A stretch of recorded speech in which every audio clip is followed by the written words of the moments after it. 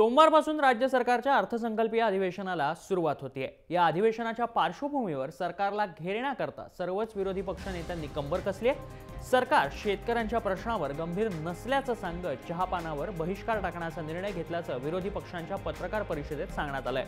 तसंच राज्यात 8,000हून अधिक शेतकऱ्यांच्या आत्महत्या झाल्याचा आरोप करत कर्जमाफीच्या मुद्द्यावरून विरोधक संध्याकाळी राज्यपालांची भेट घेणार आहेत।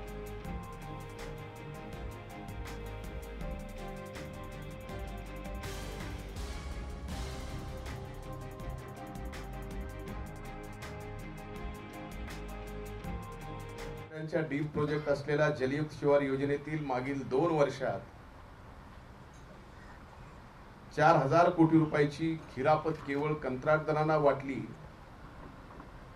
असा प्रश्न समोर आलेला आहे। या संबंधित न्यायालयाने सुद्धा राज्य सरकारवरती ताशेरे ओढले। एका संस्थेने सुद्धा याबाबतचा अहवाल समोर आणला। या अहवालामध्ये सुद्धा फार मोठ्या प्रमाणात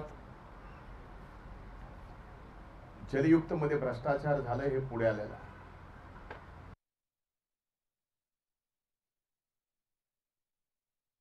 मागच्या 6 अधिवेशनामध्ये राज्याच्या सर्व शेतकऱ्यांची कर्जमाफी व्हावी ही मागणी करतोय।